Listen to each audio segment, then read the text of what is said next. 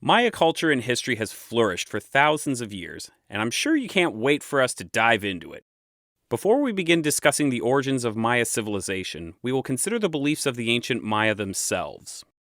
Now, the Maya were a very spiritual people in antiquity, just as the modern Maya are today. Everyday activities were called great mythological events. This rich mythology is due some attention in the form of a humble YouTube video, and today we're going to focus on the most famous piece of ancient Maya mythology, the Popol Vuh, the Maya story of creation.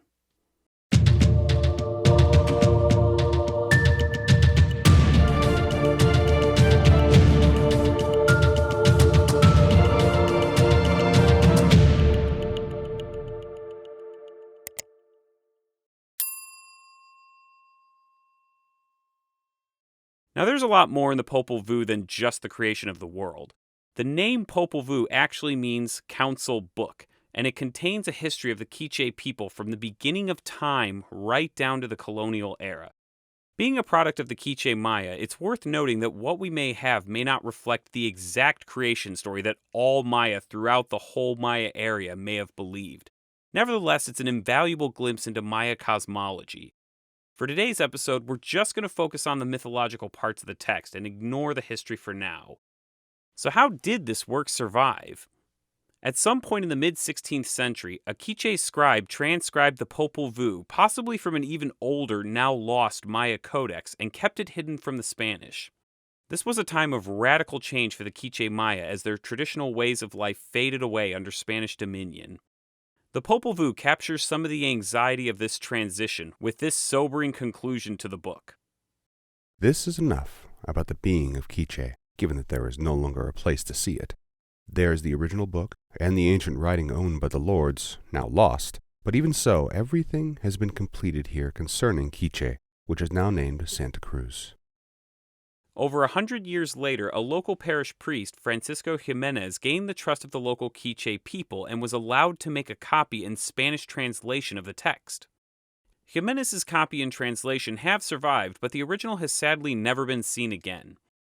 At first, the true age of this story was debated among Mayanists, but once people began to identify specific scenes and people from the Popol Vuh in ancient Maya art, it became clear that this was a very old story. The Popol Vuh is very important to understanding Maya culture. It provided them with important moral lessons and an understanding of the world around them. Without further ado, let's start at the beginning. In the beginning, the world is only a dark sky, and primordial waters below it. In the waters are the maker and modeler alone, sovereign plumed serpent, the bearer and begetters, all clad in quetzal feathers. Above them in the sky are heart of sky, heart of earth, newborn thunderbolt, sudden thunderbolt, and hurricane. Together they discuss the creation of the earth, the animals, and then mankind. To this end, they raise up the land and drain the water away. Once the earth is ready, they desire to create beings that can honor them, and so on their first attempt, they create the animals, and they command them, Name now our names. Praise us. We are your mother. We are your father. Speak now, hurricane, newborn thunderbolt, sudden thunderbolt, heart of sky, heart of earth, maker, modeler, bearer, begetter. Speak, pray to us, keep our days. Unfortunately for the gods, the animals can't speak, can't pray, and they can't keep the days. They can only chatter, squawk, and howl. The gods condemned the animals to roam the forests and canyons to be food for others. Thus, the first attempt fails. Next, they create a human out of mud, and sadly, this doesn't fare too well either. This being's head can't move, it only babbles nonsense, and it has no mate with which to reproduce. So the gods dismantle it. The second creation has failed. Now it's time to get serious. The gods reach out to an elderly couple, Shemokane and Shemokane, whom they address as grandparents out of respect. Shemokane is a divine matchmaker, and Shemokane is a divine midwife. The gods want to ask them if they should create mankind out of wood. The couple gives their blessing, and the gods fashion men out of wood. These wooden people look and talk like humans, and they begin to multiply and spread over the earth. Now, you might think that this is a victory for the gods, but there's a problem. The story states that there was nothing in their hearts, nothing in their minds, no memory of their mason and builder. They could only wander aimlessly and multiply. They never praised their creators. As punishment, Heart of Sky devises a flood to wash them away and also sends monsters to destroy them in very gruesome ways. Even the animals attack the people and grind them up and eat them. The only ones that survive become the monkeys that inhabit the forests and jungles today. Now, the narrative goes in a different direction here. You'd expect that the next part of the story would be the fourth creation of mankind by the gods, but the authors sidetracked to introduce us to the Hero Twins. The Hero Twins are central mythological characters to the Popol Vuh and help prepare the world for humanity. Keep in mind that the Hero Twins and their relations are not people, but gods. This is before humans like us have been created. The events occurred during the last creation, just before the wooden people were destroyed. My apologies if this is a little confusing, but this is just how the story is recorded. The names of the twins are Hunipu and Shemokane, and they are the grandsons of Epilogue and Shemokane through their son, one Hunipu. Don't worry about genealogy for now, there will be more on this in the following section. If you're familiar with other indigenous mythologies, this may be ringing a bell. That's because the Hero Twins and Hero Brothers are a central feature of many indigenous mythologies all across the Americas, but that's a topic for another day. For now, let's get back to the story. The next episode recounts the clash between the Hero Twins and Seven Macaw and his two sons, Zipacna and Earthquake. Now, who's Seven Macaw? He was a great, vain, bejeweled bird who pridefully aggrandized himself by claiming to be the sun and the moon to the people. He would say, I am great. My place is now higher than that of the human work, the human design. I am their sun, and I am their light, and I am also their months. So be it. My light is great. I am the walkway, and I am the foothold of the people, because my eyes are of metal. My teeth just glitter with jewels, and turquoise as well. They stand out blue with stones like the face of the sky, and this nose of mine shines white unto the distance like the moon. Since my nest is metal, it lights up the face of the earth. When I come forth before my nest, I am like the sun and moon, for those who are born into the lights, begotten in the light. It must be so, because my face reaches into the distance. His two sons similarly aggrandized themselves by claiming to be the maker of the earth and the destroyer of the sky. So yeah, this family has some serious ego issues. And so Hunipu and Shemokane decide to do something about these three pretenders, starting with Seven Macaw. The Hero Twins manage to find Seven Macaw atop his tree eating a meal. Using their blowguns, they shoot him right in the jaw, which shatters his mouth and causes him to fall to the earth. As Hunipu races to seize upon Seven Macaw manages to grab Hunipu's arm and tears it off his body and then escapes. He makes it home with the arm, but his jaw is broken and his teeth are loose, and he's in a lot of pain. Meanwhile, Hunipu and Shemokane need to finish the job and get back Hunipu's arm. So they convince an elderly couple, Great White Peccary and Great White Coati, to pay Seven Macaw a visit and offer to fix his face. The twins will pose as their orphaned grandchildren. Sure enough, they arrive at the home of Seven Macaw, who receives them eagerly. When he asks the couple who the boys are, they just reply that they are their grandchildren who they've taken pity on. The boys secretly instruct the couple to take out Seven Macaw's jeweled teeth and replace them with maize kernels, and to remove the precious metals from his face. Seven Macaw agrees to this to assuage his pain, but once he sees himself, he's saddened that he no longer looks like a lord, and shortly afterwards, he dies. And Hunipu gets his arm back. First pretender down. Next up is Zipacna. He's usually depicted as a crocodile or a caiman. His story begins when the gods of alcoholic drinks, the 400 boys, ask him to help them build a house. Zipacna obliges, but the 400 boys are alarmed at his great strength and pride, and they decide to destroy him. They ask him to dig a hole so that they can crush him with a log. But the plan backfires when Zipacna survives and takes revenge by bringing down their new house on them and crushing them all. So Hunipu and Shemokane decide to avenge them by cleverly creating a fake crab to lure Zipacna. They meet Zipacna when he's gone for a few days without food, and they tell him that there's a huge crab in the nearby canyon that they could not catch, but that Zipacna can. Unbeknownst to Zapakna, this counterfeit crab has been positioned in such a way that it can't be reached without Zapakna getting stuck. And so, just as they planned, Zapakna gets stuck in the canyon trying to get the crab, and eventually he turns to stone and dies. Second pretender down. The third is Seven Macaw's youngest son, Earthquake. Similarly to his ill-fated brother, the twins decide to entice him with a meal. They shoot some birds with their blowguns and begin to cook them. Earthquake can't resist the aroma, and he asks the boys if he can have one of the birds to eat. Unfortunately for him, Hunipu and Shemokane cook his bird in the earth and put a spell on it that will doom Earthquake to also be covered in earth. And so after he eats the bird, he slowly loses his strength and dies and disappears into the earth. With Earthquake's demise, all three lordly pretenders are destroyed, and that concludes the episode. Not the video, just this part of the story. Now, the Popol Vuh backtracks again a bit in the chronology to introduce us to Hunipu and Shebolanke's father, one Hunipu, and his twin brother, seven Hunipu. No confusion here, folks. Let me elaborate. Shemokane and Shemokane are the parents of the twins, one Hunipu and seven Hunipu. In case you're wondering why there are numbers with the names, I should point out that these names come from specific days of the Maya calendar. One Hunipu is married to Egret woman, and, surprise, surprise, together they have two twin sons. But they aren't Hunipu and Shebolanke. They'll come later, but these twins are one monkey and one artisan. Eventually, Egret woman dies for unspecified reasons, and Shemokane becomes the only woman in the house. One Hunipu and seven Hunipu spend their time playing the Mesoamerican ball game with their twin sons. One and seven Hunipu are both gifted ball players, but unfortunately for them, their ball court is at the Great Hollow with Fish in the Ashes, which happens to be right above the subterranean cavern inhabited by the Lords of the Underworld, or more appropriately, the Lords of Xibalba. A quick word about the Lords of Xibalba. The highest two lords are named One Death and Seven Death. Below them are other lesser lords who specialize in causing various maladies and pains, with colorful death metal-worthy names like Bone Scepter, Demon of Jaundice, Bloody Claws, and Bloodgatherer, to name only a few.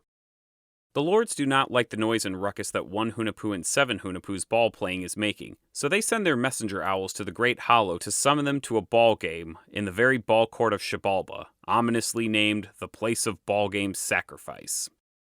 One and seven Hunipu leave one monkey, one artisan, and Shemokane behind at home, but before they leave, they tie and secure their playing gear in the rafters of the house so that they'll be there when they return. Afterwards, they follow the messengers to the underworld.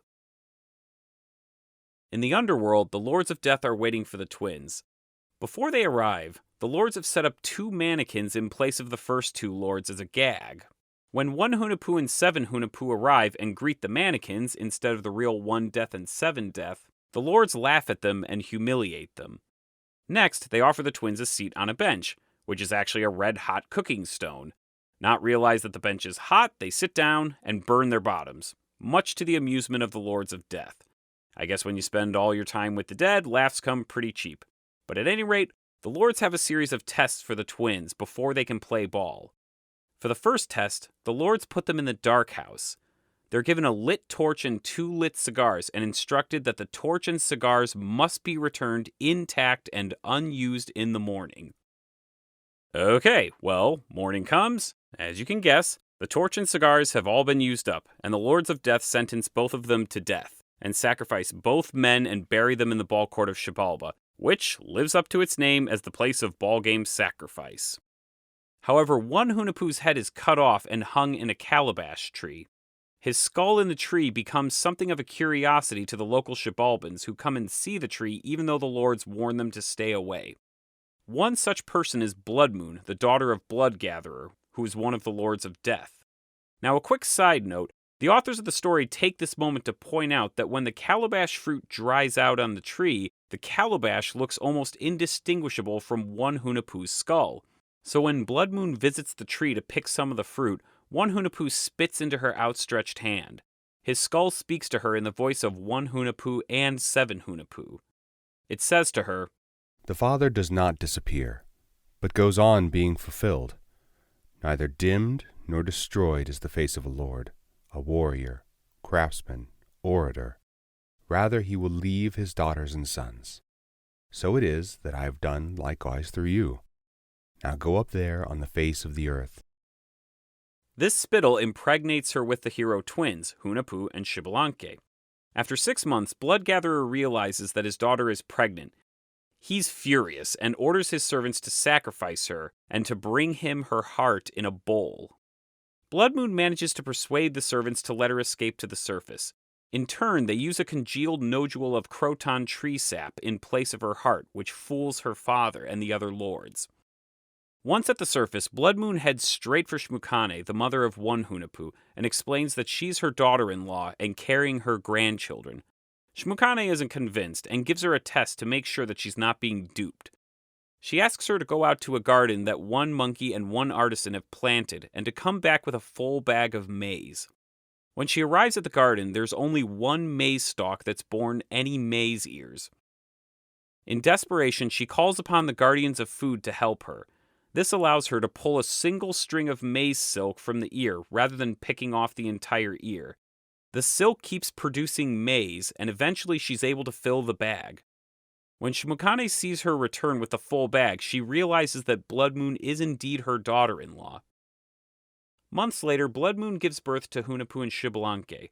As they grow up, they're treated cruelly by their half-brothers, one monkey and one artisan, who are jealous of them.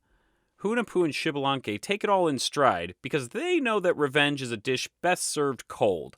They get the better of their brothers eventually. One day while hunting birds, they ask one monkey and one artisan to go up into a tree to get birds that they've shot with their blowguns because they're too high up for them. Once one monkey and one artisan are up in the tree, the hero twins make the trees grow even higher, which maroons them in the canopy, and then they eventually turn them into monkeys. Similarly, I might add, to the eventual fate of the wooden mannequin men. With their half-brothers gone, Hunipu and Shemokane decide to plant a garden as one monkey and one artisan had done. But they aren't very good at it. Every morning, the forest reclaims the plot that they've cleared out. They eventually discover that the animals of the forest are causing the forest to reclaim the plot. So one morning, they try to trap the animals, but only manage to catch a rat. They try to get the rat to talk, but the rat has no intention of being tortured, and he has a plan. He says to the twins, I will not die by your hand. Gardening is not your job. But there is something that is, said the rat. Where is what is ours? Go ahead and name it, the boys told the rat. Very well. It's something that belonged to your fathers, named one Hunipu and 7 Hunipu, who died in Xibalba. What remains is their gaming equipment. They left it up under the roof of the house. Their kilts, their wrist guards, their rubber ball. But your grandmother doesn't take these down in front of you, because this is how your fathers died. Remember, one Hunipu and 7 Hunipu had stowed away their ball gear in the roof of the house before they left for Xibalba. While Shemokane is out of the house fetching water, the rat helps them get the gear down from the roof rafters, and the boys are overjoyed to have their father's ball gear. Before long, they head out to the Great Hollow and start playing. Things take a familiar turn when the Lords of Death hear the ball game above and send out the same messenger owls to Shemokane to summon Hunipu and Shemokane to Xibalba within the next 7 days. Shemokane is heartbroken having to witness her grandsons suffer the same fate as their father. But rather than be a bearer of bad news, she sends a louse to relay the summon to the boys. The louse gets swallowed by a toad, who then gets eaten by a snake, who then gets eaten by a falcon. The falcon happens to fly over the ball court, where Hunipu and Shemokane shoot it down with their blowguns. I can imagine these blowgun-toting boys were not too popular with the local birds. The falcon says, "Hey, I've got a message for you," who then spits up the snake, who vomits the toad, who finally vomits the louse. Thus, the message gets delivered to the boys, and they return to the house to prepare to leave. Before they depart for Xibalba, they tell their dismayed grandmother, We're on our way, dear grandmother. We're just giving you instructions. So here is the sign of our word. We'll leave it with you. Each of us will plant an ear of green corn. We'll plant them in the center of our house. And when the corn dries up, this will be the sign of our death. The boys take the same route that their father and uncle did. Being the cunning young men that they are, they decide to send a mosquito ahead as a spy to investigate Xibalba. The mosquito flies into the court of Xibalba and bites each lord of the underworld. Now recall what happened to one Hunipu and 7 Hunipu. They entered Xibalba and got fooled by the dummies that the lords had set up. The mosquito bites the mannequins and discovers to his presumed disappointment that they are not actual lords but wooden dummies. But he does bite every other lord, and when they yell out in pain from the bite, it prompts the other lords to ask what's happening. So it's like, ouch, something bit me. What happened, One Death? Why are you yelling? And so on and so forth, until the mosquito discovers the identity of each lord as well as the wooden mannequins. Armed with this intelligence, Hunipu and Xbalanque enter Xibalba, and probably not without a hint of smugness, address the Lords of Death and call out the mannequins as fakes. The lords then offer them a seat on the hot bench, just as they had their father, and the boys decline and tell the lords that the bench is actually a cooking stone, and they're not falling for that. Irked at this unexpected success, the lords usher the boys to the first trial and tell them to get into the dark house, figuring that this is going to be their end. Just like before, they're given a torch and 2 cigars and told to return them intact in the morning. The twins use the tail feathers of a macaw as a substitute for a burning torch, and put fireflies on the ends of their cigars to make it appear that they're burning. Clever boys. In the morning, the lords are handed back the torch and cigars perfectly intact. Now the lords are starting to get a bit worried and begin to wonder who the heck these boys are, but they can't wonder for too long because it's time to play ball. The boys have brought their ball, but 1 and 7 Death want to play with their ball, which is actually a skull with a dagger inside. The boys discover the trick before the dagger can kill them, and they object. The lords then agree to use the boys' rubber ball and make a wager on the game. The loser has to provide the winner with 4 bowls of flower petals. Hunipu and Xbalanque hold their own during the game, but lose deliberately. This thrills the Lords of Death, who know that there's no way for the boys to come up with the flower petals while they're in the underworld, and they give them until the morning. For the second night and the second test, the boys are put in the Razor House. Before the knives in the house can cut up the boys, they promise the knives the flesh of all animals for the rest of time. This halts the attack and allows the boys to summon ants to sneak past the guards and gather flower petals from the Lord's own garden. The ants are able to accomplish this without being noticed, and in the morning the boys have the flower petals, much to the wrath of the Lords of Death. Next, the boys are put into the Cold House and the Jaguar House, followed by the Fire House. The boys survive each one without a problem. And then comes the Bat House. The house is swarming with vicious, bloodthirsty bats. Hunipu and Xbalanque spend the night inside their blowguns. Being a god allows you to hide inside of a blowgun, I guess.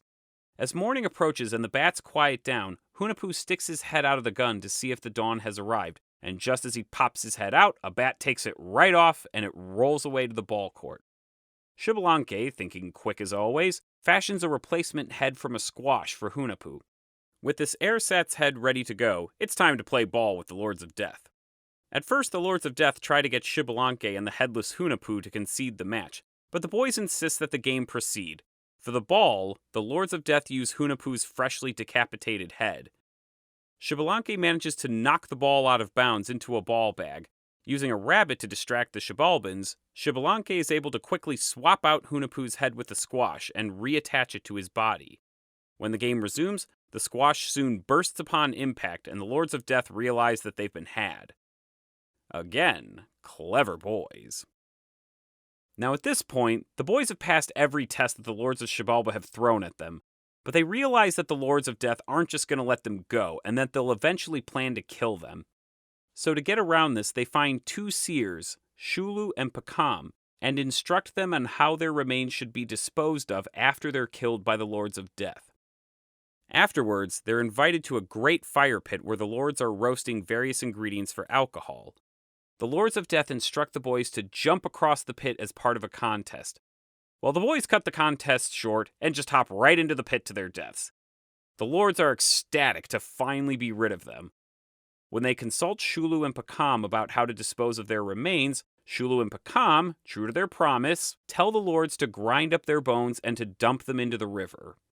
Back at home, Shemokane realizes that the maize that Hunipu and Xbalanque planted has wilted, and in a moment of painful sorrow, she knows that they've died. After 5 days, Hunipu and Xbalanque are reborn in the river as catfish. The next day, they become human again, but disguise themselves as traveling performers.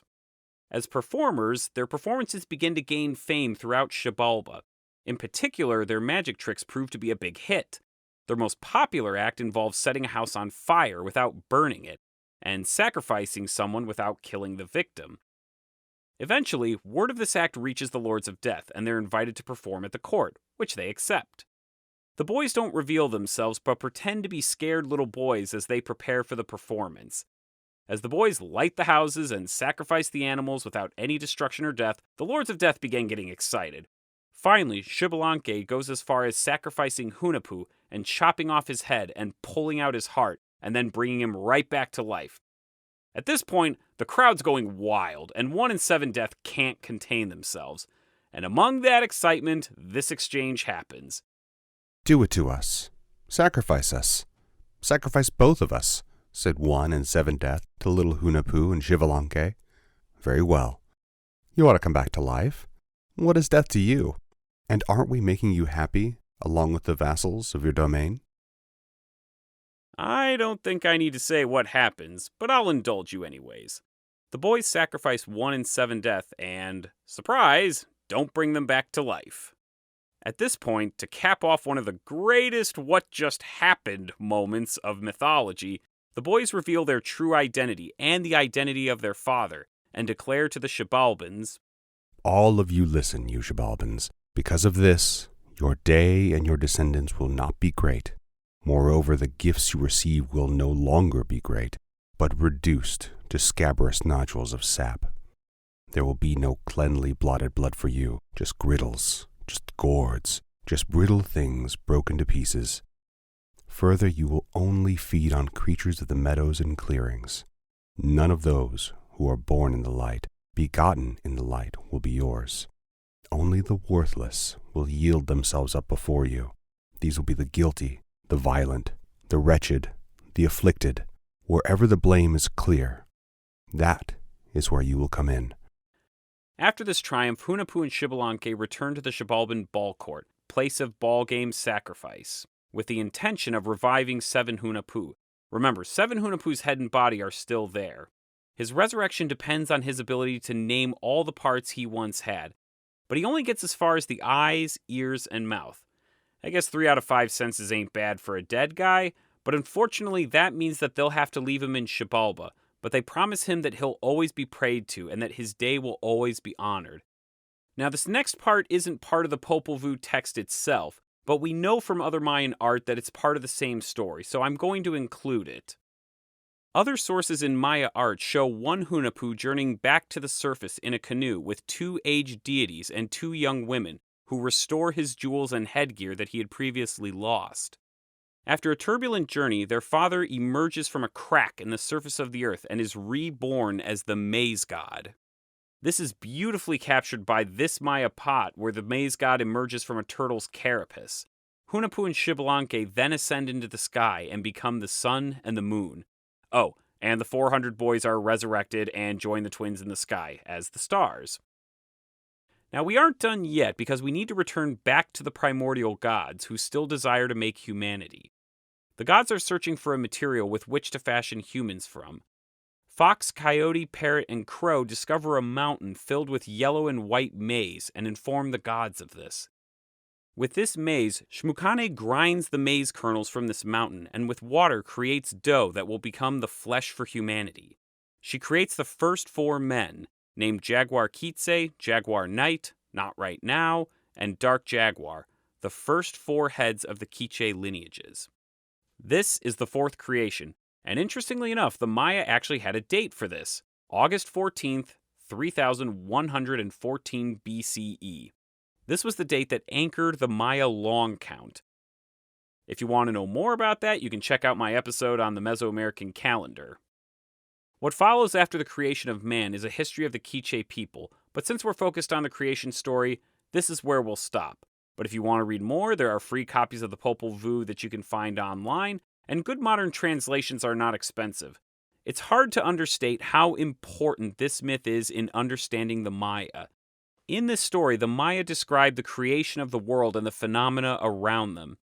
Some scholars have pointed out that the characters and events we've described are mirrored in the cyclical movement of the stars and the planets.